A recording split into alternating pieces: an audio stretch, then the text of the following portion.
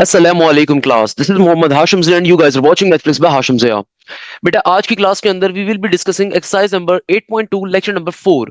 आज की क्लास के अंदर बेटा सबसे पहले क्वेश्चन नंबर 7 को और रिमेनिंग क्वेश्चंस को सॉल्व करने के ऊपर हम लोग मूव करेंगे। By the way reduce syllabus के मुताबिक exercise number 8.2 8.3 most important exercise हैं आप लोगों के पेपर्स के लिए। सही है ना बेटा, इस चीज का आपने बड़ा ख्याल रखना है। आज की क्लास के अंदर सबसे पहले क्वेश्चन नंबर 7 को सॉल्व करना स्टार्ट करेंगे।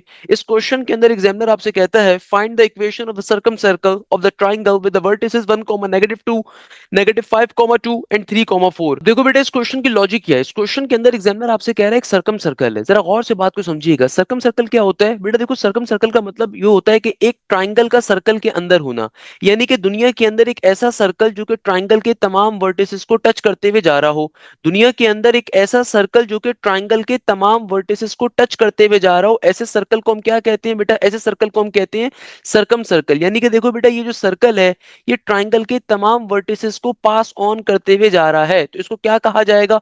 इसको दुनिया के अंदर कहा जाएगा कि भैया ये हमारे पास क्या आ रहा है? ये हमारे पास आ रहा है एक सर्कम सर्कल, यानी कि एक ऐसा सर्कल जो कि ट्राइंगल के तमाम वर्टिसेस को जस्ट टच करते हुए जा रहा हो। तो ऐसे सर्कल को हम लोग क्या कहते हैं? Circum circle. अब देखो सर्कम सर्कल के अंदर एग्जामिनर ने आपको ट्राइंगल के तीनों वर्टिसेस दिए हुए हैं कि भैया तुम्हारा जो ट्राइंगल है उसके तीनों वर्टिसेस क्या आ रहे हैं। एग्जामिनर कह रहा है कि भाई तुम्हारे ट्राइंगल का एक वर्टेक्स आ रहा है 1, -2 के ऊपर, दूसरा वर्टेक्स आपके पास आ रहा है नेगेटिव के 5, 2 के ऊपर, और तीसरा वर्टेक्स आ रहा है 3, 4 के ऊपर। अब देखो पहले तो बेटा बेसिक लॉजिक को एक समझिएगा। सबसे बुनियादी लॉजिक क्या होती है? Always remember this thing. Circum circle का मतलब ही क्या होता है? एक ऐसा सर्कल जो कि ट्राइंगल के तमाम वर्टिसेस को टच करते हुए जा रहा है। तो जाहिर सी बात है ये जो ट्राइंगल के तीनों वर्टिसेस होंगे सर्कल के ऊपर एग्जिस्ट कर रहे हैं। यानी कि आसान तरीन भाषा में मैं क्या कह सकता हूं कि आपको 3 पॉइंट्स मिल गए सर्कल के ऊपर। तो बेटा ये कंडीशन तो बहुत ही सिंपल है। हम ऑलरेडी लास्ट क्लासेस के अंदर इस तरह की कंडीशन को देख चुके हैं कि कभी भी सर्कल के ऊपर अगर 3 पॉइंट्स एग्जिस्ट कर रहे हो तो सिंपल तरीके से क्या करेंगे? बारी बारी इन तीनों पॉइंट्स को आप जनरल इक्वेशन में डालोगे, आपके पास 3 इक्वेशंस आ जाएंगी, उन तीनों को साइमल्टेनियसली सॉल्व करवाओगे, आपके पास सिंपल तरीके से सर्कल की इक्वेशन आ जाएगी निकलकर। इट्स अ वेरी मजे की लॉजिक। तो क्या मुश्किल बात है भैया, कैसे सॉल्व करेंगे? आइए चेक करते हैं। देखो भाई हमें सर्कल की इक्वेशन निकालनी है, तो सबसे पहले नंबर के ऊपर हम लोग लिखेंगे we have to find the equation of a circle. सबसे पहले नंबर के ऊपर हम लोग क्या लिखेंगे? We have to find equation of a circle. We have to find equation of a circle. तो सबसे पहले नंबर के ऊपर हम लोगों ने क्या लिख दिया कि भैया हम लोगों को क्या चीज कैलकुलेट करनी है? सर्कल की इक्वेशन कैलकुलेट करनी है। नॉर्मल सी बात है, कोई मुश्किल चीज नहीं है। हमें क्या कैलकुलेट करना है? सर्कल की इक्वेशन कैलकुलेट करनी है। हमें पता है कि सर्कल की जनरल इक्वेशन क्या होती है। सर्कल की जनरल इक्वेशन होती है एक्स स्क्वायर प्लस का वाई स्क्वायर, आगे आ जाएगा प्लस का 2gx, आगे आ जाएगा प्लस का 2fy, आगे आ जाएगा प्लस का c इक्वल टू 0। तो इसको हम लोग क्या कहेंगे? इसको हम लोग कहेंगे कि बेटा ये हमारे पास आ रही है इक्वेशन अल्फा। क्या आ रही है भैया? इक्वेशन अल्फा कह दो इसको। सही है नहीं? हमारी इक्वेशन अल्फा आ गई। या फिर आप इसका कोई और नाम रख दो, इसको इक्वेशन नंबर ए कह दो, कोई मसले की बात नहीं है। अब देखो आपको इस सर्कल के ऊपर 3 पॉइंट्स गिवन है। हमें इस सर्कल के ऊपर क्या गिवन है? 3 पॉइंट्स गिवन है। तो हम बारी बारी इन पॉइंट्स को उठा के सर्कल में प्लॉट करेंगे। हम बारी बारी इन पॉइंट्स को उठा के अपनी जनरल इक्वेशन में प्लॉट करेंगे और सिंपल तरीके से 3 डिफरेंट इक्वेशंस को कैलकुलेट करेंगे। उसके बाद उन इक्वेशंस को साइमल्टेनियसली सॉल्व करने के ऊपर फाइनली हमारी सर्कल की इक्वेशन आ जाएगी। That's the logic of this question. क्या मुश्किल बात है इसके अंदर? तो भैया देखो सबसे पहले नंबर के ऊपर मैं कहता हूँ 3, 4 का पॉइंट एग्जिस्ट कर रहा है सर्कल के ऊपर। तो भैया देखो आपको पहला पॉइंट क्या गिवन है? 3, 4। तो मैं क्या लिखूंगा? Let 3, 4 lies on a circle. Let 3, 4 lies on a circle. Let 3, 4 lies on a circle. Let 3, 4 lies on a circle. देखो जहां जहां आपके पास x आ रहा है वहां पे 3 की वैल्यू को डालोगे, जहां जहां y आ रहा है वहां पे 4 की वैल्यू को डालोगे, तो आपकी इक्वेशन क्या बन जाएगी? 3 का स्क्वायर क्या हो जाएगा बेटा? 3 का स्क्वायर होता है 9 के बराबर, और 4 का स्क्वायर क्या हो जाएगा? 16 के बराबर। देन हमारे पास क्या आ जाएगा? 2gx। तो x की जगह पे 3 आएगा तो 2 इंटू एक्स, ये बन जाएगा मेरे पास सिंपल 3 2 6g। आगे हो जाएगा प्लस का 2fy, तो y की जगह पे 4 आएगा तो ये बन जाएगा 4 2 8, 4 2 8 f के बराबर। फिर आगे आ जाएगा प्लस का c इक्वल टू 0। क्लियर है बेटा? अब देखो इसको अगर मैं फर्दर सिंप्लीफाई करवाऊंगा तो कैसे करवाएंगे फर्दर सिंप्लीफाई? हमें मालूम है कि 9 प्लस का 16 किसके बराबर होता है? 9 प्लस का 16 होता है 25 के बराबर। आगे आ जाएगा बेटा प्लस का 6g, आगे आ जाएगा प्लस का 8f, आगे आ जाएगा प्लस का c इक्वल टू 0। तो बेटा देखो हमारे पास सिंपल तरीके से क्या आ जाएगी? ये हमारी पहली इक्वेशन आ गई। क्या आ गई बेटा? ये हमारी पहली इक्वेशन आ गई। इसको मैंने इक्वेशन नंबर 1 कह देना है। क्लियर है? ये हमारी क्या आ गई? पहली इक्वेशन। यानी कि देखो इस सर्कल के ऊपर चूंकि 3 पॉइंट्स लाए कर रहे हैं ना, तो हमने पहले वाले पॉइंट को जनरल इक्वेशन में डाला, पहली इक्वेशन आ गई। अब इस दूसरे पॉइंट को मैं अब क्या करूंगा, जनरल इक्वेशन में प्लॉट करूंगा, दूसरी इक्वेशन आ जाएगी। दूसरा पॉइंट क्या है, -5,2। तो सिंपल तरीके से मैं क्या लिखूंगा, मैं लिखूंगा let -5,2 lies on a circle, let -5,2 lies on a circle, let -5,2 lies on a circle, let -5,2 lies on a circle. तो बेटा देखो -5 का स्क्वायर विल बिकम प्लस का 25, 2 का स्क्वायर विल बिकम 4। आगे क्या हो जाएगा, आगे हो जाएगा नेगेटिव का 2gx, प्लस का 2gx होता है ना, तो नेगेटिव का 5 जब मैं डालूंगा तो ये बन जाएगा नेगेटिव का 10g, प्लस का 2fy, तो 2 2 जार 4, तो क्या बन जाएगा बेटा प्लस का 4f, आगे आ जाएगा प्लस का c इक्वल टू 0। ये मेरे पास क्या आ जाएगी, ये मेरे पास आ जाएगी, इसको सिंप्लीफाई करवाओ, 25 प्लस का 4, ये आ जाएगा 29 के बराबर, माइनस का 10g प्लस का 4f, आगे आ जाएगा प्लस का c equal to 0। So obviously हमारा क्या आ गया, इक्वेशन नंबर 2 फॉर्म हो गई। ये क्या चीज फॉर्म हो गई बेटा, हमारे पास सिंपल तरीके से इक्वेशन नंबर 2 फॉर्म हो गई। क्लियर है, ओके। अब देखो भैया आगे क्या करेंगे, सिंपल तरीके से तीसरे वाले पॉइंट को प्लॉट करेंगे। तीसरा वाला पॉइंट क्या आ रहा है, 1, -2। अब इसको प्लॉट करना है, कोई मुश्किल बात नहीं है। तो सिंपल तरीके से अब की बारी में मैं क्या करूंगा, मैं लिखूंगा let 1, -2 lies on a circle, let 1, -2, let 1, -2 lies on a circle, let 1, -2 lies on a circle. यानी कि सिंपल तरीके से ये पॉइंट भी कहां लाया करता है, सर्कल के ऊपर लाया करता है। तो बेटा देखो सिंपल तरीके से क्या हो जाएगा, एक्स का स्क्वायर 1 प्लस का साइन एडिटिस और नेगेटिव के 2 का स्क्वायर विल बिकम 4, प्लस का 2gx, तो ये बन जाएगा प्लस का 2g का 2g प्लस का 2fy। तो बेटा y किसके बराबर है, -2 के, तो ये हो जाएगा प्लस माइनस का माइनस, 2 2 जार 2 है बेटा। अब देखो आगे क्या आ जाएगा, सिंपल तरीके से हमारे पास ये नेगेटिव का 2, f का f एज इट इज, और आगे प्लस का c इक्वल टू 0। यानी कि बेटा देखो आपके पास जो पॉइंट आ रहा था x, y, इसको आपने जनरल इक्वेशन में प्लॉट करा तो आपकी नई इक्वेशन आ गई। अब देखो भाई इसको भी अगर मैं सिंप्लीफाई करवा दूं तो 4 प्लस का 1 क्या बन जाएगा, 5 के बराबर, आगे आ जाएगा सिंपल प्लस का 2g, ये आ गया माइनस का 4f, आगे आ जाएगा प्लस का c इक्वल टू 0। क्लियर है बेटा। अब देखो भाई इसको भी मैं मार्क कर लेता हूँ, ये हमारे पास क्या आ गई, ये हमारे पास फाइनली हमारी इक्वेशन नंबर 3 आ गई। ये क्या आ गई बेटा, हमारे पास सिंपल तरीके से हमारी इक्वेशन नंबर 3 आ गई। इस तरीके से फाइनली हमारे पास तीनों इक्वेशंस आ गई। अब करेंगे क्या, अब आप सिंपल तरीके से पहली वाली इक्वेशन में से c की वैल्यू निकालो, उसको बाकी दो इक्वेशन में प्लॉट कर दो, नई दो इक्वेशंस आएंगी उनको आपस में सिंप्लीफाई करवाओ, तो g और f की वैल्यू आ जाएगी, फिर c की वैल्यू आ जाएगी। कोई मुश्किल काम थोड़ी है यार, नर्सरी क्लास के बच्चे सॉल्व कर लेते हैं, क्या मुश्किल बात है भाई, इसमें कोई मुश्किल चीज नहीं है बेटा, सिंपल तरीके से क्वेश्चन को हम सॉल्व कर सकते हैं, कोई मुश्किल चीज नहीं है। कैसे सॉल्व करेंगे, सिंपल तरीके से इक्वेशन नंबर 1 में से, ये जो इक्वेशन नंबर 1 है ना, यहां से मैं c की वैल्यू को निकालता हूं, मैं क्या करता हूं, यहां से c की वैल्यू को निकालता हूं। तो भैया मैं यहां पे लिख देता हूं सिंपल तरीके से फ्रॉम इक्वेशन नंबर 1, यहां पे मैं क्या लिखूंगा, from equation number 1, from equation number 1। तो बेटा देखो इक्वेशन नंबर 1 जो हमारे पास आ रही है, ये इक्वेशन नंबर 1 है ना मेरे पास, तो यहां से मैं c की वैल्यू को कैलकुलेट कर लेता हूं। तो c की वैल्यू किसके बराबर आ जाएगी, c मेरे पास बराबर आ जाएगा सिंपल तरीके से नेगेटिव का 25, नेगेटिव का 6g, नेगेटिव का 8f। अब इसको उठा के आपने क्या करना है, इक्वेशन नंबर 2 में प्लॉट करना है, फिर इक्वेशन नंबर 3 में प्लॉट करना है। तो सबसे पहले इस c की वैल्यू को मैं इक्वेशन नंबर 2 में प्लॉट करता हूं, और आप चाहो तो इसको बेशक आप इक्वेशन नंबर 4 का नाम भी दे सकते हो, सही है ना। इस c की वैल्यू को उठा के मैंने इक्वेशन नंबर कहां डालना है, 2 में और इक्वेशन नंबर 3 के अंदर। तो बेटा देखो मैं सिंपल तरीके से क्या लिखूंगा, यहाँ पे मैं लिखूंगा putting putting putting c putting c in equation number 2। तो भैया देखो इक्वेशन नंबर 2 क्या थी मेरे पास, इक्वेशन नंबर 2 थी 29 माइनस का 10g प्लस का 4f। क्या थी, 29 माइनस का 10g, 29 माइनस का 10g प्लस का 4f, प्लस का 4f, आगे प्लस का c। तो अब देखो ये जो प्लस का c था ना, इसकी जगह पे c की वैल्यू को आपने डाल दिया। c की वैल्यू किसके बराबर है, नेगेटिव का 25, नेगेटिव का 6g, और आगे आ रहा है नेगेटिव का 8f। इक्वल टू के बाद क्या है बेटा, जीरो का zero as it is. Equal to के बाद क्या है, सिंपल जीरो का जीरो एज इट इज का एज इट इज। अब आपने फाइनली क्या करना है, इस टर्म को सिंप्लीफाई करवा लेना है, कोई मुश्किल बात थोड़ी है, क्या मुश्किल चीज है भाई। सिंपल तरीके से अब क्या करेंगे, इस टर्म को जरा सिंप्लीफाई करवा लेते हैं।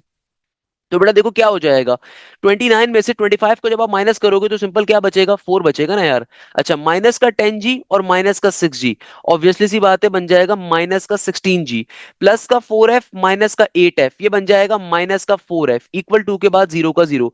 इस पूरी इक्वेशन में से अगर मैं 4 को कॉमन लेता हूं तो ब्रैकेट में क्या बचेगा, ये बचेगा 1 माइनस का 4 4 16g, माइनस का 1f का 1f, यानी कि सिंपल 1f का 1f आ गया, इक्वल टू के बाद जीरो।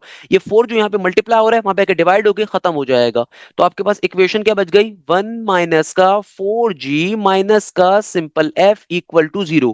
तो ये फाइनली हमारे पास क्या आ गई, ये फाइनली हमारे पास इक्वेशन अल्फा आ गया।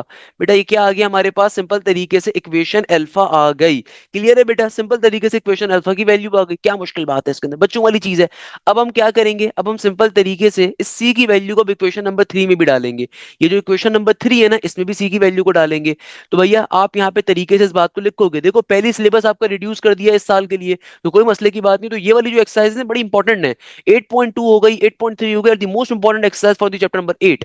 तो अब देखो आपने करना क्या है, सिंपल तरीके से यहाँ पे लिखोगे, putting putting putting c in equation number 3, putting c in equation number 3।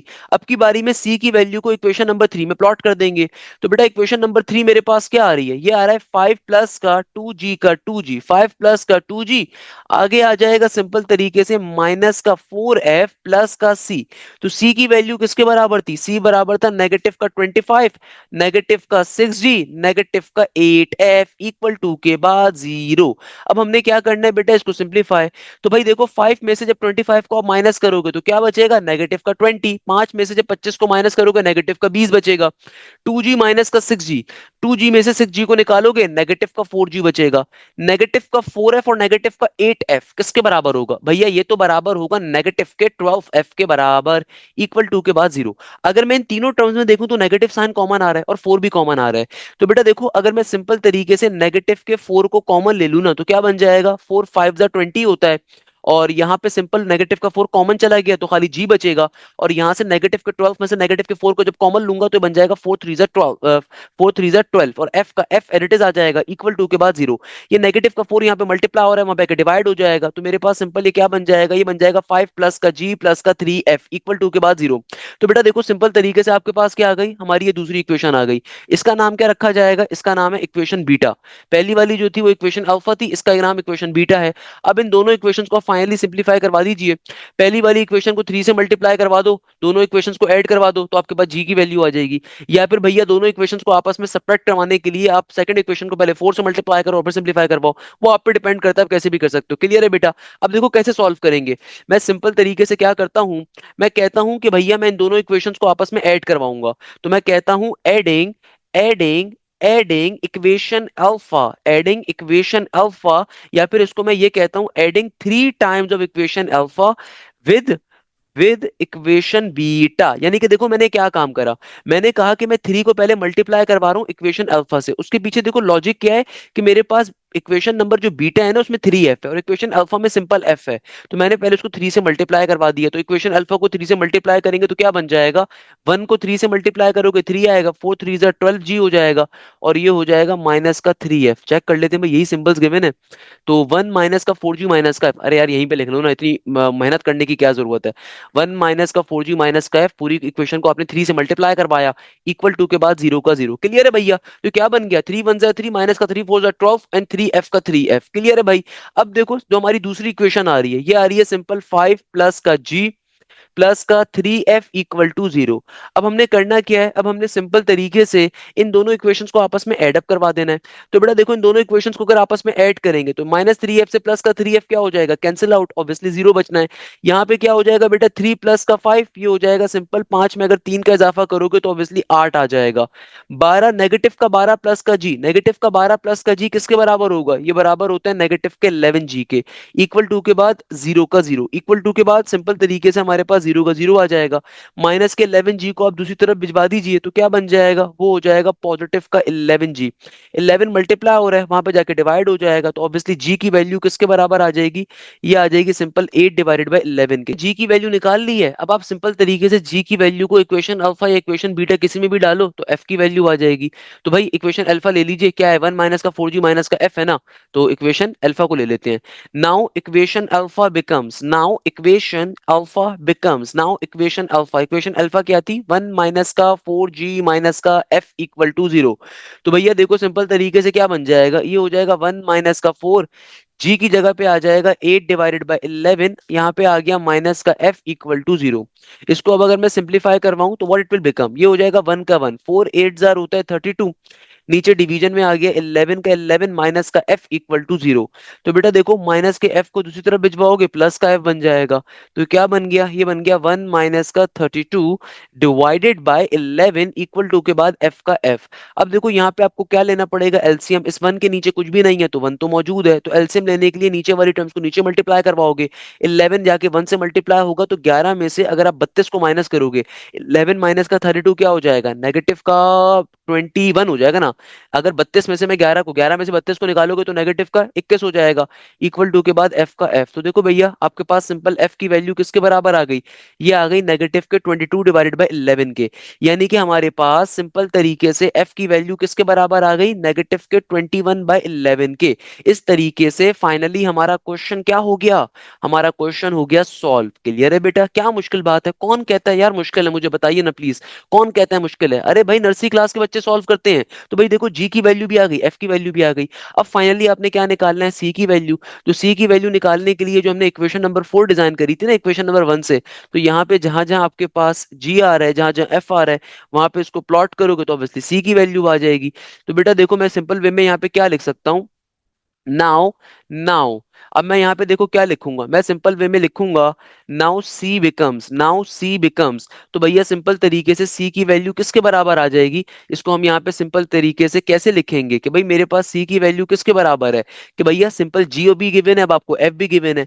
तो बेटा देखो ये क्या बन जाएगा, सी इज इक्वल टू नेगेटिव का 25 नेगेटिव का 6 जी। तो देखो जी किसके बराबर है, हमारे पास जी बराबर आया 8/11 के। तो जी की वैल्यू की जगह पे क्या आ जाएगा, 8/11 माइनस का 8 एफ, एफ की जगह पे देखो क्या आ जाएगा, एफ की जगह पे आ जाएगा नेगेटिव का 21/11। क्लियर है।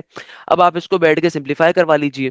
तो कैसे सिंप्लीफाई करवाएंगे, देखो ये हो जाएगा सी इज इक्वल टू नेगेटिव का 25 माइनस का 8 6 देखो हम सबको पता है ना 6 के टेबल में 8 के ऊपर क्या आता है, भैया 8 इंटू 6 बराबर होता है 48 के। तो यहाँ पर आ गया 48 का 48, नीचे डिवीजन में 11, सही है।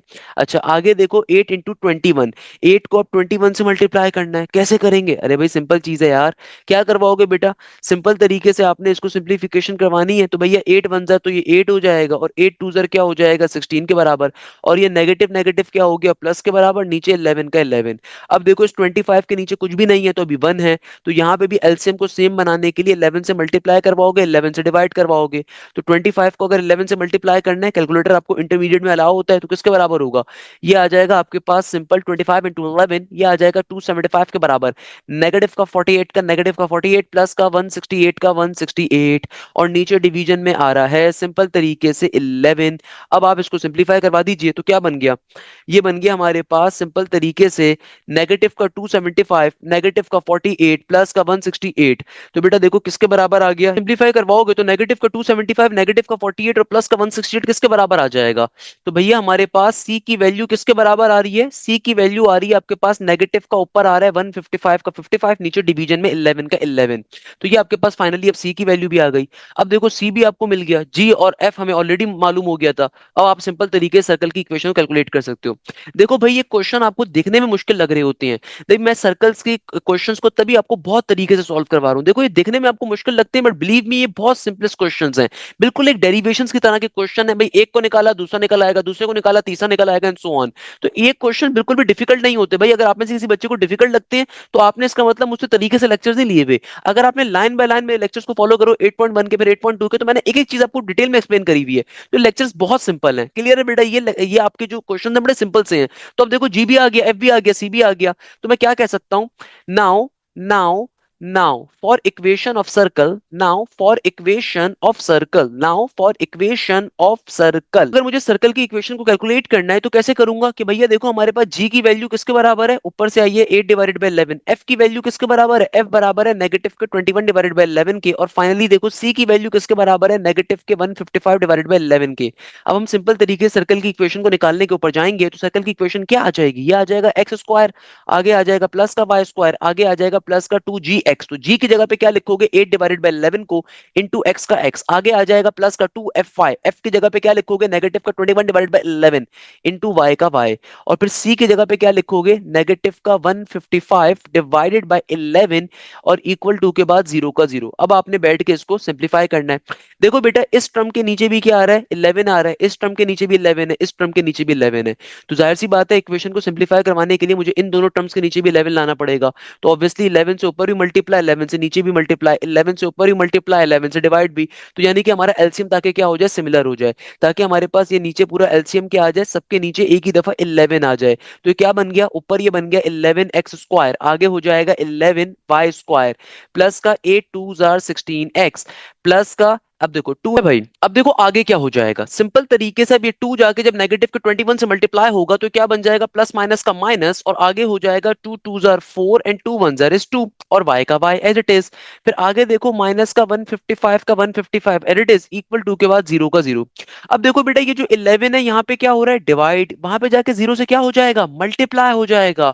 तो बेटा हमारी फाइनली इक्वेशन क्या बन जाएगी, हमारी फाइनली इक्वेशन यहां पर आ जाएगी 11x स्क्वायर प्लस का 11y स्क्वायर, आगे आ जाएगा सिंपल प्लस का 16x, आगे आ जाएगा सिंपल माइनस का 42y, then it will become minus का 155 equal to zero.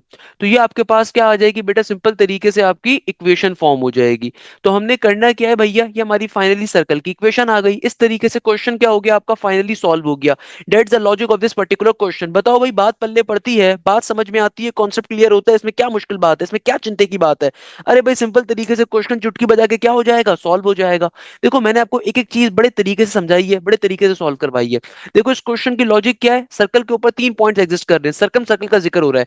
By the way circum circle कहते हैं किसे, एक ऐसा सर्कल जो कि ट्राइंगल के वर्टिसेस के ऊपर क्रिएट हो, ट्राइंगल के वर्टिसेस के ऊपर फॉर्म हो। तो भैया हमारे पास एक सर्कम सर्कल है, जब एक सर्कम सर्कल हमारे पास एग्जिस्ट कर रहा है तो हमने करना क्या है, हमने सिंपल तरीके से उन पॉइंट्स को उठा के बारी बारी सर्कल्स की इक्वेशन में डालना है, ताकि हमें क्या मिल सके सर्कल्स की इक्वेशन मिल सके, और फिर हम उन इक्वेशंस को सिंप्लीफाई करवाएंगे। तो सिंप्लीफाई करवाने के ऊपर फाइनली हमारे पास दो न्यू इक्वेशंस आ गई, इक्वेशन अल्फा और इक्वेशन बीटा। जब उनको सिंप्लीफाई करवाओगे तो जी और एफ आ जाएगा, तो फाइनली सी की वैल्यू में डाल के आपको सी की वैल्यू भी मिल जाएगी। जब ये तीनों वैल्यूज आ जाएंगी तो आपके पास फाइनली सर्कल की इक्वेशन भी आ जाएगी। It's a very simple logic कि देखो पहले आपने पॉइंट्स को उठा के सर्कल की इक्वेशन में डालना है, तीन इक्वेशंस आएंगी, फिर एक इक्वेशन में से किसी एक वेरिएबल की वैल्यू को निकालो, उसको बाकी दो इक्वेशन में प्लॉट करो, तो बाकी दो इक्वेशन सिंप्लीफाइड फॉर्म में आएंगी, उनको आपस में सिंप्लीफाई करके फाइनली पहली वाली इक्वेशन के अंदर वैल्यू को प्लॉट करो, तो आपके पास तीसरे वेरिएबल की वैल्यू भी आ जाएगी। ये बेसिक लॉजिक है सर्कल्स की इक्वेशन की, ये हमने 8.1 में भी पढ़ी थी, कोई मुश्किल चीज नहीं है इसके अंदर, कोई चिंता की बात नहीं है, आराम से आप क्वेश्चन सॉल्व कर सकते हो बेटा। अच्छा बेटा अब देखो जब हम नेक्स्ट क्वेश्चंस के ऊपर मूव कर रहे हैं, चाहे वो क्वेश्चन नंबर 9 हो, चाहे वो क्वेश्चन नंबर 10 हो, या फिर क्वेश्चन नंबर 8 हो, remember this thing, in questions के अंदर एक लॉजिक का इस्तेमाल किया हुआ है कि आपका सर्कल एक्स एक्सिस को टच कर रहा है या फिर आपका सर्कल वाई एक्सिस को टच कर रहा है। मैं यहाँ पे आपको बेटा एक बड़े मजे की शॉर्टकट सिखाऊंगा। हमेशा याद रखिएगा दुनिया के अंदर कभी भी अगर आपका सर्कल एक्स एक्सिस को टच कर रहा है इसका मतलब क्या होता है, अगर कभी भी कोई सर्कल वाई एक्सिस को टच कर रहा है इसका मतलब क्या है। देखो बेटा एक चीज ध्यान में रखो, अगर मैं कहता हूं ना कि मेरे पास एक सर्कल है, अगर मैं आपसे कहता हूं कि मेरे पास एक सर्कल है और वो सर्कल क्या कर रहा है, वो सर्कल टच करता है कहां पर एक्स एक्सिस के ऊपर, इसके मायने क्या होते हैं, इसका मतलब क्या होता है कि देखो अगर कभी भी दुनिया में कोई सर्कल क्या कर रहा है, कोई सर्कल एक्स एक्सिस के ऊपर टच कर रहा है, तो यानी कि लेट सपोज इस तरह से, सही है ना। हमेशा याद रखिएगा अगर कभी भी दुनिया में सर्कल टच कर रहा होता है एक्स एक्सिस के ऊपर, तो जो आपका रेडियस होता है ना ये बराबर होता है नेगेटिव ऑफ एफ के। इस लॉजिक को ध्यान में रखना है आपने, मैं इसकी लॉजिक अभी आपको एक्सप्लेन करूंगा, मगर शॉर्टकट क्या होता है, फॉर्मूला क्या होता है, कभी भी दुनिया के अंदर अगर आपका सर्कल एक्स एक्सिस को टच कर रहा है तो आपका रेडियस किसके बराबर होगा, हमेशा नेगेटिव के एफ के बराबर होगा। अब देखो इसके पीछे लॉजिक क्या है, इसके पीछे की लॉजिक मैं आपको एक्सप्लेन करता हूं। देखो भाई दुनिया के अंदर हमें बात मालूम है हमारे सर्कल का सेंटर क्या होता है, we all know this particular thing कि सर्कल का सेंटर होता है negative G comma negative F. हम सबको ये बात मालूम है ना कि देखो सर्कल का सेंटर क्या होता है दुनिया के अंदर, ये बहुत इंपॉर्टेंट लॉजिक है, एप्टीट्यूड के अंदर भी इसके ऊपर बेतहाशा क्वेश्चन होते हैं। सर्कल का सेंटर क्या होता है बेटा, negative G comma negative F के बराबर होता है, हम सबको ये बात मालूम है, कोई मुश्किल बात तो नहीं कर रहा ना मैं। अच्छा अब देखो अगर सर्कल का centre negative G comma negative F होता है तो भैया भैया हमारे पास नेगेटिव जी का मतलब क्या है? देखो नेगेटिव जी का मतलब होता है एक्स के अलोंग आपका डिस्टेंस। जो एक्स के अलोंग डिस्टेंस होता है उसको नेगेटिव जी कहते हैं। जो वाई के अलोंग डिस्टेंस होता है उसको हम क्या कहते हैं? Negative F.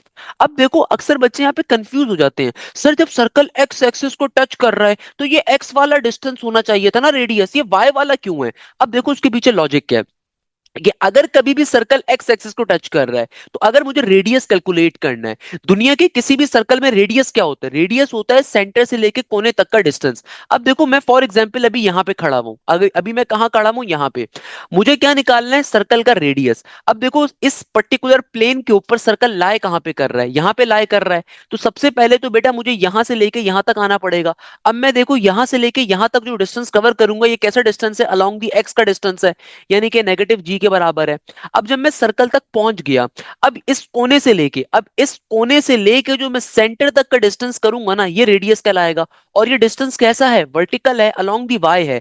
तभी हम लोग क्या कहते हैं कि भैया कभी भी दुनिया के अंदर कोई सर्कल अगर एक्स एक्सिस को टच करे तो आपका रेडियस क्या होगा? नेगेटिव एफ के बराबर। ये लॉजिक दोबारा समझो, लॉजिक क्या है? देखो लॉजिक ये है कि भाई अगर मैं ओरिजिन पे खड़ा हूं तो मुझे सर्कल का क्या निकालना है? रेडियस निकालना है। तो पहले तो ओरिजिन से लेके मैं सर्कल तक पहुंचूंगा, क्योंकि रेडियस होता है सर्कल के सेंटर से लेके सर्कल के कोने तक का डिस्टेंस। इसको कहा क्या कहा जाता है? इसको कहा जाता है रेडियस, सही है ना? सर्कल के सेंटर से लेके कोने तक का डिस्टेंस। अब जब मैं सर्कल तक पहुंच गया तो बेटा कोने से लेके सेंटर तक के डिस्टेंस को हमने क्या कहना है? सिंपल तरीके से रेडियस कहना है, जो कि नेगेटिव ऑफ एफ के बराबर है। अच्छा, अब देखो सिमिलरली अगर मैं आपसे कहता हूं कि भैया मेरे पास सर्कल क्या कर रहा है? मेरा सर्कल वाई एक्सिस पे टच कर रहा है। मैं आपसे कहता हूं कि बेटा मेरे पास एक ऐसा सर्कल है जो कि क्या कर रहा है? वाई एक्सिस को टच कर रहा है। यानी कि भैया हमारे पास सर्कल कैसा है? वाई एक्सिस को टच करने वाला सर्कल है। तो मैं यहाँ पे क्या लिखूंगा? मैं कहूंगा कि भाई ये मेरा पर्टिकुलरली प्लेन का प्लेन आ गया। और देखो अब की बारी में अगर मैं कहता हूं कि मेरा सर्कल क्या कर रहा है, जरा और से बात को समझो, सर्कल वाई एक्सिस को टच कर रहा है। तो भाई इस केस में रेडियस किसके बराबर होता है? नेगेटिव ऑफ जी के। और उसके पीछे देखो लॉजिक क्या है, लॉजिक समझो। हमें पता है सर्कल का सेंटर क्या है? We all know this thing, circle का सेंटर होता है negative G comma negative F के बराबर। अभी देखो मैं ओरिजिन पे खड़ा हूं, तो सबसे पहले तो मैं ओरिजिन से लेके यहां तक जाऊंगा, सर्कल के पॉइंट तक पहुंचूंगा ना। सबसे पहले तो बेटा मैं सर्कल तक पहुंचूंगा। ये रेडियस थोड़ी है, ये तो एक्स्ट्रा डिस्टेंस है ना, कि अगर मैं ओरिजिन पे खड़ा हूं तो ओरिजिन से लेके मैं सर्कल तक पहले जा रहा हूं। तो ये डिस्टेंस वर्टिकल है, वर्टिकल डिस्टेंस यानी कि वाई के अलोंग का डिस्टेंस यानी कि नेगेटिव के एफ का है।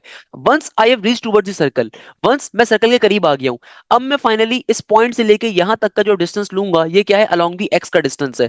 अलोंग दी एक्स का डिस्टेंस का मतलब क्या है कि भैया सिंपल तरीके से मेरे पास ये डिस्टेंस क्या है? नेगेटिव के जी के। और हमें ये बात मालूम है सर्कल के किसी एक कोने से लेके सेंटर तक के डिस्टेंस को हम क्या कहते हैं? रेडियस कहते हैं। तो हमारे पास सिंपल सर्कल के रेडियस की वैल्यू किसके बराबर आ जाएगी? नेगेटिव ऑफ जी के बराबर आ जाएगी।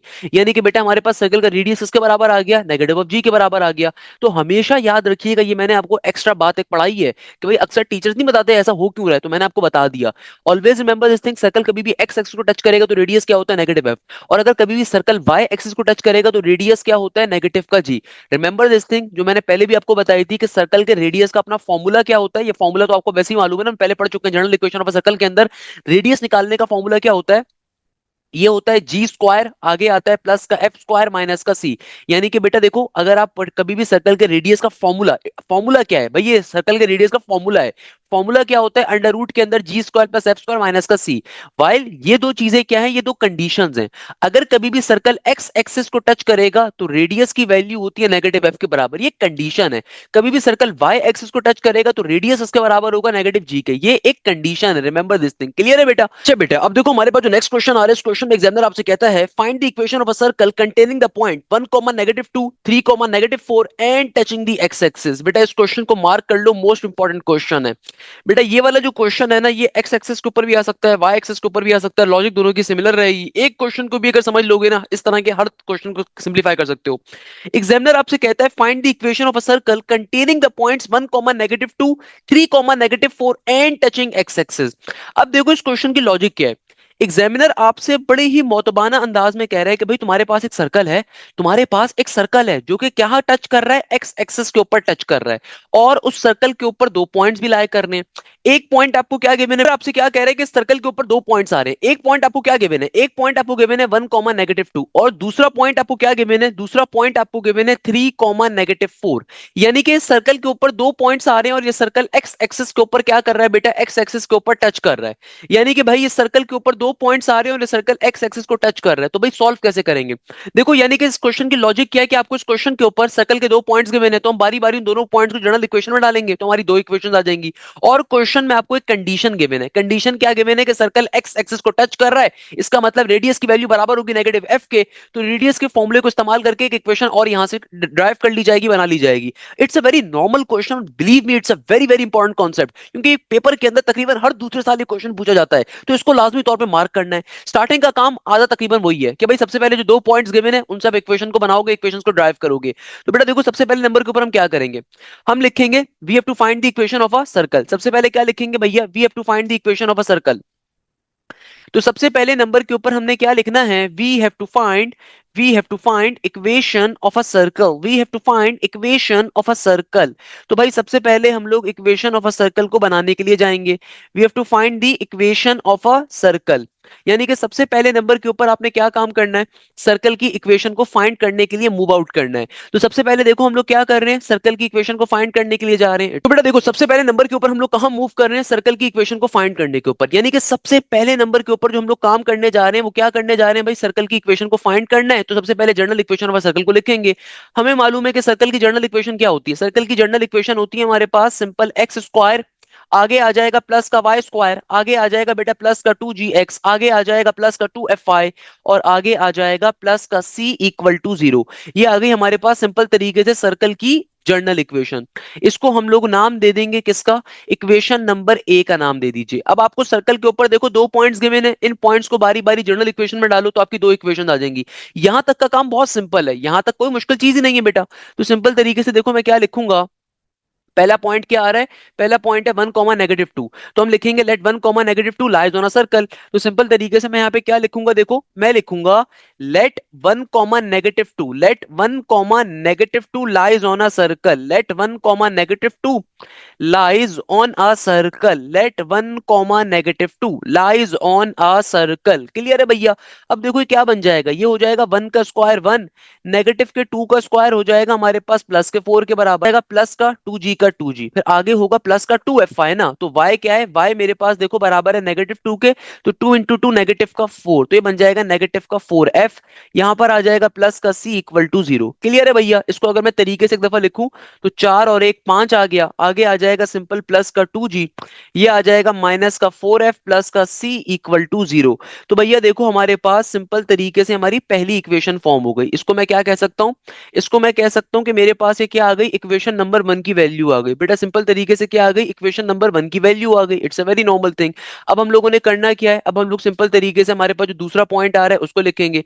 दूसरा पॉइंट क्या है, 3, -4, तो मैं क्या लिखूंगा, let 3, -4 lies on a circle. तो अब दूसरा पॉइंट क्या आ रहा है, देखो भाई दूसरा पॉइंट आ रहा है मेरे पास 3, -4, तो यहां पे मैं क्या लिखूंगा, let 3, -4 lies on a circle, let 3, -4 lies on a circle, यानी कि भैया ये पॉइंट कहां पे लाई कर रहा है, सर्कल के ऊपर। तो अब देखो ये क्या बन जाएगा, ये हो जाएगा 3 का स्क्वायर 9, नेगेटिव के 4 का स्क्वायर क्या हो जाएगा, नेगेटिव के 4 का स्क्वायर, स्क्वायर हमेशा नेगेटिव साइन को पॉजिटिव कर देते तो प्लस का 16, फिर आगे आ जाएगा प्लस का 2gx, तो x की जगह पे 3 डालोगे तो ये बन जाएगा 3 × 2 = 6g, प्लस का 2fy, y की जगह पे -4 को जब मैं डालूंगा तो ये बन जाएगा नेगेटिव का 4 × 2, नेगेटिव का 8 × f का f as it is, plus का c इक्वल टू 0। तो भैया इसको भी अगर मैं सिंप्लीफाई करवा लूं तो क्या बन गया, 9 प्लस का 16 बराबर होता है 25 के, आगे आ गया प्लस का 6g माइनस का 8f प्लस का c इक्वल टू 0। तो ये आपके पास बेटा देखो क्या आ गई, इक्वेशन नंबर 2 आ गई। देखो यहां तक का काम तकरीबन हर क्वेश्चन में सिमिलर है कि भाई आपको कभी भी सर्कल के ऊपर अगर पॉइंट्स गिवन है, आपने पॉइंट्स को उठा के जनरल इक्वेशन में डालना है, आपकी 2 या 3 इक्वेशंस आ जाएंगी, फिर उन इक्वेशन को सिंप्लीफाई करते हैं। अब देखो इस क्वेश्चन में आपको दो इक्वेशंस तो तरीके से गिवन है, आपने दो इक्वेशंस तो निकाल ली, कोई मुश्किल बात नहीं है, दो पॉइंट्स गिवन थे, दो इक्वेशन निकाल ली। मगर सर्कल में एक कंडीशन आपको गिवन है, according to the question, question में क्या कहा जा रहा है कि सर्कल एक्स एक्सिस को टच कर रहा है। अब देखो according to the question, question में कंडीशन गिवन है, मैंने इतनी मेहनत से जो भी आपको कंडीशन पढ़ाई है ना उसको इस्तेमाल करेंगे। According to the question, circle में कंडीशन क्या है? देखो सर्कल में कंडीशन आपको ये गिवन है कि भैया सर्कल एक्स एक्सिस को टच कर रहा है। कि सर्कल क्या कर रहा है? Circle touches x axis. यानी कि क्वेश्चन में कंडीशन है कि सर्कल टच कर रहा है कहां पर? एक्स एक्सिस के ऊपर, एक्स एक्सिस के ऊपर। तो इसका मतलब क्या हुआ? इसका मतलब ये हुआ कि भैया सिंपल तरीके से कभी भी सर्कल अगर एक्स एक्सिस को टच करता है तो रेडियस की वैल्यू किसके बराबर होती है? नेगेटिव एफ के बराबर होती है। हमें पता है कि दुनिया में रेडियस का अपना फॉर्मूला क्या है। एज वी नो डेट, हमें पता है कि रेडियस का अपना फॉर्मूला क्या होता है। तो भैया देखो ये कंडीशन गिवन है कि सर्कल अगर एक्स एक्सिस को टच कर रहा है तो इसका मतलब कि रेडियस की वैल्यू नेगेटिव एफ होगी। मगर रेडियस का अपना फॉर्मूला क्या होता है? ये होता है R is equal to under root का अंडर रूट, यहां पर आ जाएगा जी स्क्वायर, फिर एफ स्क्वायर, आगे आ जाएगा बेटा माइनस का सी। तो भैया सिंपल तरीके से क्या करो, इन दोनों आर्स को आप हमें सब्स्टिट्यूट करवा दो। तो यहां पे क्या बन जाएगा? इस आर की वैल्यू को उठा के अगर मैं इस आर में प्लॉट करूं तो ये बन जाएगा सिंपल जी स्क्वायर प्लस का एफ स्क्वायर माइनस का सी, इक्वल टू के बाद नेगेटिव एफ का नेगेटिव एफ।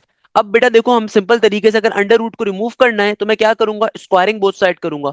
तो स्क्वायरिंग बोथ साइड करने से यहां से रूट खत्म हो जाएगा और यहाँ पे नेगेटिव एफ पे स्क्वायर आ जाएगा। तो ये क्या बन गया? ये बन गया जी स्क्वायर प्लस का एफ स्क्वायर माइनस का सी। तो नेगेटिव एफ का स्क्वायर क्या हो जाएगा भैया? ये हो जाएगा प्लस के एफ स्क्वायर के बराबर। इस एफ स्क्वायर से एफ स्क्वायर कट जाएगा तो हमारे पास सिंपल तरीके से नेगेटिव के सी को जब मैं दूसरी तरफ भेजूंगा तो यानी कि सी की वैल्यू किसके बराबर आ जाएगी? जी स्क्वायर के बराबर आ जाएगी। यानी कि देखो भैया इसका मतलब क्या हो गया? इसका मतलब ये कि हमारे पास सिंपली सी की वैल्यू किसके बराबर आ गई? हमारे पास सी की वैल्यू बराबर आ गई जी स्क्वायर के। यानी कि भैया हमारे पास सी किसके बराबर आ गया? जी स्क्वायर के बराबर आ गया। क्लियर है? अब देखो आपको डायरेक्टली सी की वैल्यू मिल गई ना, तो इस सी की वैल्यू को उठा के इक्वेशन नंबर 1 में भी डालोगे, इक्वेशन नंबर 2 में भी डालोगे, तो एक वेरिएबल आपका खत्म हो जाएगा। फिर इन दोनों इक्वेशंस को आप हमें डायरेक्टली सिंप्लीफाई करवाओ, विद इन सेकंड पे आंसर आ जाएगा। कोई मुश्किल चीज नहीं है इसके अंदर। ये बहुत इंटरेस्टिंग क्वेश्चन होता है, बहुत पेपर में आता है। तो भाई इस सी की वैल्यू को इक्वेशन 1 में भी डालना है, इक्वेशन 2 में भी डालना है। तो मैं यहाँ पे लिख देता हूं। मैं यहाँ पे देखो क्या लिखूंगा बेटा? मैं लिखूंगा putting putting c is equal to G square, putting c is equal to G square in equation number 1 and 2, in equation number 1 and 2। तो भैया देखो सबसे पहले इक्वेशन नंबर 1 में c जहां पे आ रहा है वहां पे जी स्क्वायर डाल दिया जाएगा। तो क्या बन गया? ये बन गया हमारे पास 5 प्लस का 2g माइनस का 4f, और c की जगह पे क्या आ गया? जी स्क्वायर का जी स्क्वायर इक्वल टू 0। सिमिलरली देखो भाई इक्वेशन नंबर 2 के अंदर भी सेम काम करेंगे। ये इक्वेशन नंबर 2 आ रही है ना भैया, इस इक्वेशन नंबर 2 के अंदर भी हमने सेम चीज को लेके चलना है। कि इस इक्वेशन नंबर 2 के अंदर भैया ये जो सी आ रहा है उसकी जगह पे क्या आ जाएगा? G square. तो ये क्या बन जाएगा? ये हो जाएगा 25, आगे आ जाएगा प्लस का 6g, आगे आ जाएगा माइनस का 8f, और इस सी की जगह पे क्या आ जाएगा? सिंपल जी स्क्वायर का जी स्क्वायर इक्वल टू के बाद 0। क्लियर है भैया? तो इस तरीके से देखो हम लोगों ने ये वाला काम पर्टिकुलरली कर लिया। अब देखो हम क्या करेंगे, इसको आप बेशक इक्वेशन अल्फा कह दो, इसको आप इक्वेशन बीटा कह दो। तो भैया सिंपल तरीके से अगर मैं गौर करूं, अब मुझे करना क्या है? मुझे सिंपल तरीके से इन दोनों इक्वेशंस को वापस में क्या करवाना है? सिंप्लीफाई करवाना है। तो भाई सिंपल वे में सिंप्लीफाई करवाओगे, सिंपल तरीके से क्या करा, सी की जहां जहां सी आ रहा था ना उसकी जगह पे जी स्क्वायर डाल दिया। तो अब फाइनली मैं क्या करूंगा? इन दोनों इक्वेशंस को सेपरेट करवा लूंगा। कैसे? कि भैया देखो इक्वेशन अल्फा के अंदर 4f आ रहा है, इक्वेशन बीटा में 8f आ रहा है। तो भैया अगर मैं इक्वेशन अल्फा को पहले 2 से मल्टीप्लाई करवाएंगे और फिर सेपरेट करवा देंगे ताकि जी की फॉर्म में इक्वेशन आ जाए, तो फिर जी की वैल्यू इजीली आ जाएगी हमारे पास। तो क्या बन जाएगा? देखो भैया सिंपल तरीके से हम लोग क्या करेंगे, हम लोग सिंपल तरीके से multiply multiply multiply equation alpha by 2, हम लोग सिंपल तरीके से इक्वेशन नंबर जो अल्फा है ना बेटा, इसको 2 से मल्टीप्लाई करके इक्वेशन नंबर बीटा पे सेपरेट करवा देते हैं। तो क्या बन जाएगा? Multiply equation alpha by 2 and subtract and subtract with equation beta. Clear है भैया? तो बेटा देखो सिंपल तरीके से हमने करना क्या है, इक्वेशन नंबर अल्फा को 2 से मल्टीप्लाई करवाना है और फिर उसको सेपरेट करवा देना है इक्वेशन बीटा के साथ। तो भाई इक्वेशन नंबर अल्फा को अगर आप 2 से मल्टीप्लाई करोगे तो क्या बन जाएगा? ये हो जाएगा 5 2 जार 10 का 10, सही है ना? आगे क्या हो जाएगा? प्लस का 2 2 जार 4g, आगे क्या हो जाएगा बेटा? माइनस का 4 2 जार 8f, फिर आगे क्या हो जाएगा? प्लस का 2g स्क्वायर का 2g स्क्वायर इक्वल टू के बाद 0। अब फाइनली हम लोगों ने करना है क्या, इसको इक्वेशन नंबर बीटा के साथ सब्ट्रैक्ट करवाना है। तो भाई इक्वेशन नंबर अल्फा को आपने देखो 2 से मल्टीप्लाई करवाया और अब इसको सब्ट्रैक्ट करवा रहे हो इक्वेशन बीटा के साथ, सही है ना बच्चा? तो अब देखो इक्वेशन नंबर बीटा क्या है, इक्वेशन नंबर बीटा आ रही है मेरे पास 25 प्लस का 6g माइनस का 8f, आगे आ गया प्लस का जी स्क्वायर इक्वल टू के बाद जीरो। अब अगर मैं इसको सिंप्लीफाई करने के ऊपर लेकर जाऊंगा तो कैसे लेकर जाऊंगा बेटा, कि भाई सिंपल तरीके से दुनिया में कभी भी अगर आप दो इक्वेशंस को सब्ट्रैक्ट करवाते हो ना, तो नीचे वाली इक्वेशन जो होती है उसके तमाम साइंस क्या हो जाते हैं, कन्वर्ट। तो भैया माइनस एट एफ से प्लस का एट एफ तो कट गया। अच्छा 10 में से अगर आप 25 को माइनस करोगे तो क्या बचेगा, जाहिर सी बात है भाई 10 माइनस का 25। 10 में से अगर मैं 25 को माइनस करूंगा तो ये तो हमारे पास क्या हो जाएगा, 15 के बराबर हो जाएगा ना बेटा, सिंपल तरीके से। यानी कि यहाँ पे मेरे पास क्या आ जाएगा, सिंपल वे में आ जाएगा नेगेटिव का 15।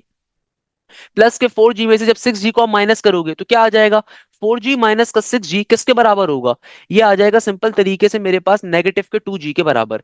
और यहाँ पे अगर आप और से देखो तो क्या है, 2g स्क्वायर में से अगर मैं g स्क्वायर को माइनस करूंगा तो ये किसके बराबर आ जाएगा, ये आ जाएगा सिंपल प्लस के g स्क्वायर के इक्वल टू के बाद जीरो। यानी कि हमने जब फाइनली इक्वेशन अल्फा और बीटा को सिंप्लीफाई करवाया तो मेरे पास एक क्वाड्रेटिक इक्वेशन आ गई जी की। तो इस इक्वेशन को आप सिंप्लीफाई करवाओगे, जी की दो वैल्यूज आ जाएंगी, तो सी की वैल्यूज भी आपको मिल जाएंगी और फिर फाइनली अल्टीमेटली आपको एफ की वैल्यूज भी मिल जाएंगी। तो भैया देखो मेरे पास जो क्वाड्रेटिक इक्वेशन आ रही है, जी स्क्वायर माइनस का 2g माइनस का 15 इक्वल टू जीरो, इसको सिंप्लीफाई कैसे करवाओगे, सिंपल मिडिल टर्म को ब्रेक करवा दो। फर्स्ट टर्म को लास्ट टर्म से मल्टीप्लाई करवाओगे तो क्या आ रहा है, नेगेटिव का 15, इसको दो फैक्टर्स में ब्रेक कर दो। कौन से दो फैक्टर्स हो सकते हैं भाई, नेगेटिव का 5 और प्लस का 3, क्या देगा, क्या आपको बीच की वैल्यू मिल रही है नेगेटिव का 2, बिल्कुल मिल रही है। और जब मैं इन फैक्टर्स को मल्टीप्लाई करवाऊंगा क्या मुझे वापस से नेगेटिव का 15 मिलेगा, बिल्कुल मिलेगा। इसका मतलब हमने सही फैक्टर्स को ब्रेक करा है। तो यानी कि देखो ये क्या बन गया, ये हो गया मेरे पास जी स्क्वायर, यहां पर आ गया नेगेटिव का 5g, यहां पर आ गया सिंपल प्लस का 3g माइनस का 15 इक्वल टू के बाद जीरो। तो बेटा देखो यहाँ पे सिंप्लीफिकेशन करवाने के ऊपर हम जाएंगे तो क्या हो जाएगा, पहली दो टर्म्स में से सिंपल तरीके से जी को कॉमन ले लीजिए। तो ब्रैकेट के अंदर क्या आ जाएगा, सिंपल जी को जब कॉमन लूंगा तो ये आ जाएगा जी माइनस का 5। लास्ट की दो टर्म्स में से अगर मैं किसको कॉमन लेता हूं, प्लस के 3 को, तो ब्रैकेट के अंदर क्या बचेगा, अगेन जी माइनस का 5 इक्वल टू के बाद जीरो का जीरो एज इट इज। तो भैया मेरे दो फैक्टर्स आ गए, एक फैक्टर आ गया जी माइनस का 5, दूसरा फैक्टर आ गया सिंपल जी प्लस का 3 इक्वल टू के बाद जीरो का जीरो। यानी कि भैया हमारे दो फैक्टर्स आ रहे हैं, तो भैया इन दोनों फैक्टर्स को बारी बारी जीरो पे सपोज करवाइए। तो हमारे पास जी की वैल्यू आ जाएगी +5 के बराबर और एक जी की वैल्यू आ जाएगी -3 के बराबर। चूंकि बेटा जब दोनों फैक्टर्स को बारी बारी जीरो पे सपोज करवाओगे तो भाई एक दफा ये बन गया जी माइनस का 5 इक्वल टू जीरो, एक दफा ये बन गया जी प्लस का 3 इक्वल टू जीरो। दोनों फैक्टर्स को आपने क्या करना है, बारी बारी जीरो पे सपोज करवाना है, तो आपके पास जी की फाइनली दो वैल्यूज आ जाएंगी और इस तरीके से हमारे पास जी के दो आंसर्स आ गए। अब आपने करना क्या, इस जी की वैल्यू को सिंपल तरीके से उठा के इस दोनों इक्वेशन में प्लॉट करवा दो। इस जी की वैल्यू को उठा के ये जो हमारी न्यू इक्वेशंस फॉर्म हुई थी इनमें उठा के प्लॉट करवा दो, इस इक्वेशन अल्फा के अंदर, इक्वेशन बीटा के अंदर। तो बेटा आपके पास एफ की वैल्यू आ जाएगी और सी हमारे पास डायरेक्टली जी स्क्वायर के बराबर है, तो नॉर्मल सी चीज है भैया। तो सिंपल तरीके से देखो हम क्या करेंगे, अरे भाई हम सिंपल तरीके से इस जी की वैल्यू को उठा के इक्वेशन अल्फा किसी में भी डाल दो, इक्वेशन अल्फा में डाल दो, तो आपके पास क्या आ जाएगी बेटा, एफ की वैल्यू आ जाएगी। तो मैं एक काम करता हूँ, इक्वेशन अल्फा में डाल देता हूँ ताकि मेरे पास डायरेक्टली क्या आ जाए, एफ की वैल्यू आ जाए। तो मैंने इसको यहाँ से आपको दिखाने के लिए हम क्या करेंगे, बारी बारी इस जी की वैल्यू को इक्वेशन अल्फा में डालेंगे। तो मैं यहाँ पे लिख भी देता हूँ इस बात को, putting putting putting g is equal to 5, putting g is equal to 5 in equation alpha, putting g is equal to 5 in equation alpha। सबसे पहले g की वैल्यू 5 डाल रहे हैं हम, सही है ना। तो अब देखो ये क्या बन गया, ये बन गया 5 का 5 प्लस का 2, जी की जगह पे आ जाएगा 5 माइनस का 4 एफ का एफ प्लस का जी स्क्वायर, तो 5 का स्क्वायर होता है 25 के बराबर इक्वल टू जीरो। अब देखो बेटा सिंप्लीफाई करवाइए इसको, क्या बन गया 5 का 5 प्लस का 5 इंटू टू, 5 टू जार हमारे पास होता है 10 के बराबर, माइनस का 4 एफ और यहाँ पर आ गया प्लस का 25 इक्वल टू जीरो। तो भाई 10 प्लस का 25 35 35, 35 में 5 का इजाफा करोगे तो क्या बन गया 40 बन गया, और माइनस के 4f को दूसरी तरफ भेजोगे वहां जाके प्लस का 4f हो जाएगा, तो 4 1 4 होता है, 4 10 40 होता है। तो आपके पास f की एक वैल्यू किसके बराबर आ गई, 10 के बराबर। क्योंकि भाई g की आपको दो वैल्यूज मिली है ना, तो अभी g की वैल्यू 5 डाली थी। अब नेक्स्ट स्टेप में क्या करोगे, g की वैल्यू -3 डालोगे। मैं आपको सामने करके दिखा रहा हूँ, पेपर में आपने हमेशा क्या करना है, नेक्स्ट लाइन पे स्टार्ट करना है। तो बेटा देखो अब की बारी में क्या करेंगे, अब की बारी में आप यहाँ पे लिख दीजिए कि अब की बारी में हम g की वैल्यू -3 को प्लॉट करेंगे। तो इसको मैं यहाँ पे इस तरीके से लिख देता हूँ, putting g is equal to -3 in equation beta, putting g is equal to -3 कहां पर, इक्वेशन बीटा के, इक्वेशन नंबर बीटा में इसको उठा के डाल देंगे। तो बेटा देखो ये क्या बन गया, ये हो गया हमारे पास 5 का 5 प्लस का साइन 2 का 2, g की जगह पे आ जाएगा नेगेटिव का 3, देन माइनस का 4f का 4f प्लस का g स्क्वायर, तो g की जगह पे आ गया -3 का स्क्वायर इक्वल टू जीरो। अब आप बैठ के इसको सिंप्लीफाई करवाते रहो तो क्या बन गया, ये हो गया 5 का 5 प्लस का 3 इंटू -2 नेगेटिव का 6, यहाँ पर हो जाएगा मेरे पास नेगेटिव का 4f का नेगेटिव का 4f नेगेटिव 3 का स्क्वायर होता है प्लस का 9 इक्वल टू 0। 5 में से 6 को माइनस करोगे ना तो क्या बचेगा, नेगेटिव का 1, और माइनस के 4f को दूसरी तरफ भिजवा दीजिए तो प्लस का 4f बन गया। माइनस का 1 प्लस का 9 किसके बराबर होगा, ये बराबर होगा पॉजिटिव के 8 के। इक्वल टू के बाद सिंपल क्या मौजूद है, 4f का 4f। तो 4 बंजर देखो 4 होता है, 4 टू जार 8 होता है, तो मेरे पास f की वैल्यू किसके बराबर आ जाएगी, 2 के बराबर। यानी कि बेटा मेरे पास सिंपल f की वैल्यू किसके बराबर आ जाएगी, 2 के बराबर। तो अब देखो आप g भी निकाल चुके हो, फाइनली f भी निकाल चुके हो, सही है ना बेटा। यानी कि जरा और से बात समझिएगा, जब आपने g की वैल्यू 5 रखी थी तो आपको f क्या मिला था, 10 मिला था। जब आपने g की वैल्यू -3 रखी थी तो आपको f क्या मिला था, 2 के बराबर मिला था। तो आपको दो चीजें मिल गई। Remember this thing. सिमिलरली हम लोग क्या कर सकते हैं, अब c की वैल्यू निकाल लो। वैसे c तो अब हमें गिवन नहीं है एक तरीके से, कि भाई सिंस c किसके बराबर था, c भाई c बराबर है जी स्क्वायर के ना। c किसके बराबर है, c बराबर है जी स्क्वायर के। तो भाई अगर मैं g की वैल्यू 5 डालूंगा तो c की वैल्यू क्या आ जाएगी, c की वैल्यू आ जाएगी मेरे पास सिंपल तरीके से 5 का स्क्वायर 25 के बराबर। और अगर मैं g की वैल्यू क्या डालता हूं, नेगेटिव का 3, तो भैया मेरे पास c की वैल्यू क्या आ जाएगी, -3 का स्क्वायर, यानी कि प्लस के 9 के बराबर। अब फाइनली आप सर्कल की इक्वेशन बना लोगे, क्योंकि हमारे पास g f और c दो दो आ रहे हैं, तो आपके पास दो इक्वेशन आएंगी सर्कल की। तो now for equation of circle, अब फाइनली सर्कल की इक्वेशन बनाने के ऊपर जाएंगे। Now for circle equation, now for circle equation. तो बेटा देखो सर्कल की इक्वेशन कैसे बनाई जाएगी। हमारे पास f की वैल्यू क्या है, f आ रहा है मेरे पास 10 के बराबर, सही है ना। जी किसके बराबर है, जी बराबर है मेरे पास 5 के। और सी किसके बराबर है, सी बराबर है बेटा मेरे पास 25 के। तो सिंपल तरीके से क्या बन गया, ये हो गया मेरे पास सिंपल सर्कल की इक्वेशन क्या बन जाएगी, एक्स स्क्वायर प्लस का वाई स्क्वायर प्लस का 2gx। तो 2gx, जी किसके बराबर है 5 के, तो 5 टू जार 10x हो जाएगा, प्लस का 2fy प्लस का 2fy। तो f बराबर है 10 के, तो 10 टू जार ये बन गया 20y के बराबर। आगे आ जाएगा प्लस का 25 इक्वल टू के बाद 0। तो देखो बेटा मेरे पास है मेरी पहली इक्वेशन आ गई, मेरे पास है क्या आ गई, मेरी पहली इक्वेशन आ गई। सिमिलरली अब देखो मेरे पास जो दूसरा डेटा था उसके ऊपर दूसरी इक्वेशन आप फॉर्म कर लीजिए। तो मैं यहाँ पे सामने करके आपको दिखा देता हूँ ताकि आपके लिए आसान हो जाए। तो अब की बारी में देखो मेरे पास जो है एफ की वैल्यू क्या है, एक एफ आ रहा है 2 के बराबर, जी बेटा आ रहा है मेरे पास -3 के बराबर, और सी किसके बराबर है, सी बराबर है 9 के। क्लियर है ना भैया। सिंपल तरीके से क्वेश्चन क्या हो जाएगा हमारा, सॉल्व हो जाएगा। कैसे, कि भाई देखो हमारा ये क्या बन गया, ये बन गया एक्स स्क्वायर प्लस का वाई स्क्वायर प्लस का 2gx। तो g बराबर है -3 के ना, तो -3 × 2 ये बन गया -6x के बराबर, प्लस का 2fy। तो सिंस f इज 2 तो 2 टू जार ये बन गया 4y, प्लस का c, तो c बराबर है किसके 9 के, इक्वल टू के बाद 0। तो ये मेरे पास मेरी फाइनली क्या आ गई, ये मेरे पास मेरी फाइनली सर्कल की इक्वेशन आ गई दूसरी। तो भाई इस तरीके से फाइनली आपका पूरा क्वेश्चन सॉल्व हो गया। तो भाई ये क्वेश्चन डिटेल में भी आते हैं, क्वेश्चन शॉर्ट में भी आते हैं, इंटरेस्टिंग क्वेश्चन है, मुश्किल चीज नहीं है। मैं दोबारा से रिपीट कर देता हूँ। देखो इस क्वेश्चन में कॉन्सेप्ट क्या है, आपको एक सर्कल के ऊपर दो पॉइंट्स गिवन है और आपको एक सर्कल की कंडीशन गिवन है। जो दो पॉइंट्स गिवन है आपने बारी बारी उन्हें सर्कल की इक्वेशन में प्लॉट करना है। आपके पास दो इक्वेशन आ जाएंगे, आपको जो कंडीशन गिवन है उस कंडीशन का इस्तेमाल करते हुए हमने तीसरी इक्वेशन को निकाला, और फिर जो भी हमारे पास कंडीशन फॉर्म हो रही थी उसको हमने अपनी पहली दो इक्वेशन के साथ सिंप्लीफाई करवाया, और फाइनली हमारे पास अपनी एफ की, जी की और सी की वैल्यूज आ गई। जब ये वैल्यूज आ गई तो आपने सर्कल की इक्वेशन को कैलकुलेट कर लिया। That's a very simple logic of this question. देखो इस तरीके से फाइनली हमारा एक क्वेश्चन क्या हो गया, सॉल्व हो गया। हाँ भाई बताओ आसान है कि नहीं आसान, आप बोलोगे सर ये तो बहुत ही आसान है। अरे भाई आसान नहीं है, आसान बनाया गया है इसको। क्लियर है बेटा। अच्छा इससे मिलता जुलता जो क्वेश्चन है ना भाई, वो क्वेश्चन नंबर 10 है। Question number 9 again Sindh board माशाल्लाह से भाई आगे पीछे करके क्वेश्चन दे देता है। तो भाई इससे मिलता जुलता तो बिल्कुल जो क्वेश्चन आ रहा है ना वो क्वेश्चन नंबर 10 आ रहा है, सही है ना। तो पहले हम जरा उसकी लॉजिक को समझ लेते हैं, क्वेश्चन नंबर 10 की लॉजिक क्या है। बेटा देखो क्वेश्चन नंबर 10 के अंदर सेम लॉजिक है, मगर वो क्वेश्चन जो है ना शॉर्ट में नहीं आएगा ना, डिटेल में आएगा। वो क्वेश्चन एमसीक्यूज के लिए सही है। तो भाई क्वेश्चन नंबर 10 की जो लॉजिक है ना बिल्कुल इससे मिलती जुलती है, तो आपने परेशान नहीं होना, मैं लॉजिक आपको एक्सप्लेन कर देता हूँ। क्वेश्चन नंबर 9 को फिर हम आगे कर लेते हैं सॉल्व इसके बाद, सही है, क्योंकि इससे मिलती जुलती लॉजिक आ रही है क्वेश्चन नंबर 10 की। एग्जामिनर कह रहा है कि भाई show that the equation of a circle with the centre -g, -f।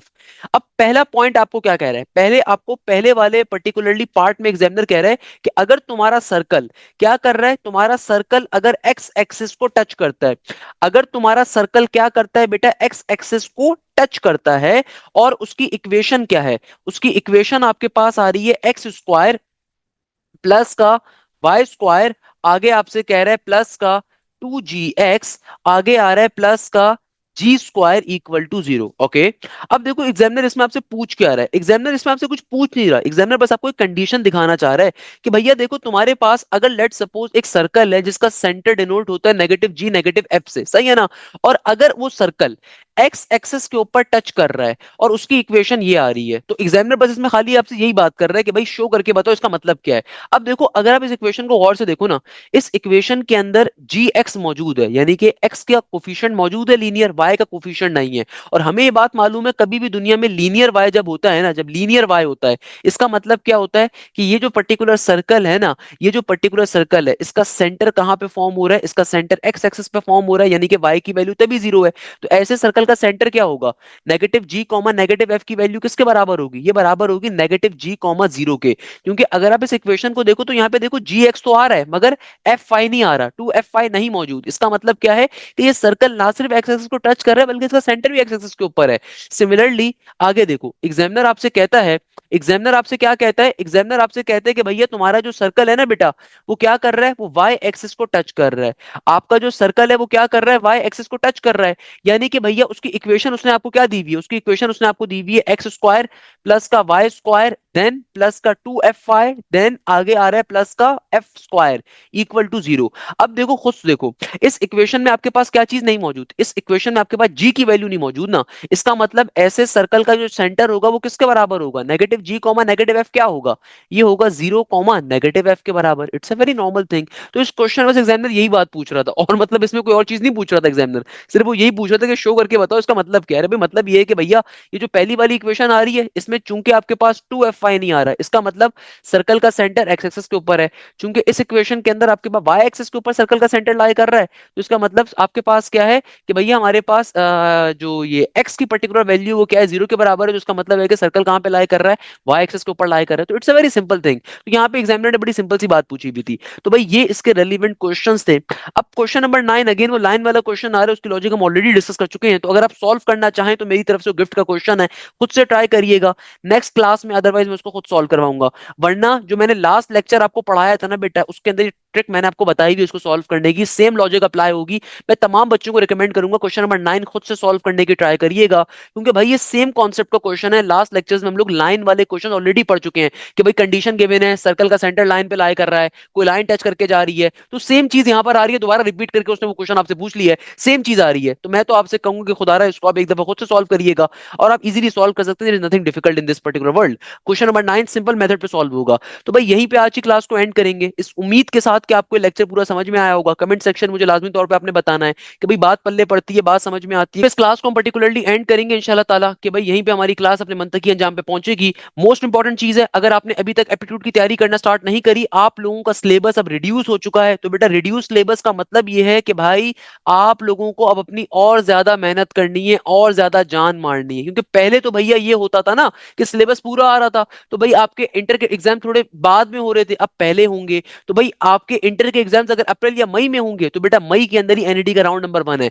Mehran का राउंड नंबर 1 है। तो रिमेंबर दिस थिंग, अगर आप चाहते हो कि आपकी एप्टीट्यूड की तैयारी बहुत अच्छी हो तो आप लाजमी तौर पर एप्टीट्यूड कोर्स को ज्वाइन करिए। इस कोर्स में आपकी ना सिर्फ एनईटी की तैयारी होगी, फास्ट की होगी, यूईटी की होगी, कॉमसेट्स की होगी, प्यास की होगी, आईबीए की होगी, लम्स की होगी, जीआईकेआई की होगी, पाकिस्तान की टॉप 25 यूनिवर्सिटी की प्रिपरेशन होगी। और इसकी पूरे साल की फीस बड़ी मामूली सी होती है, इसको लाजमी तौर पर आप ज्वाइन करिए। ये न्यू बैच मेरा अभी दिसंबर के अंदर स्टार्ट हो रहा है, तो उसको लाजमी तौर पर ज्वाइन करिए। I wanted to see all of you guys in my class इंशाल्लाह ताला अज़्ज़ा यहीं पे इस क्लास को एंड करेंगे, उस उम्मीद के साथ कि आप जाएं, जैसे खैरियत से मुझे बहुत सारी दुआओं में याद रखिएगा। जज़ाक अल्लाह, thank you so much. Hashim Zia Sanik.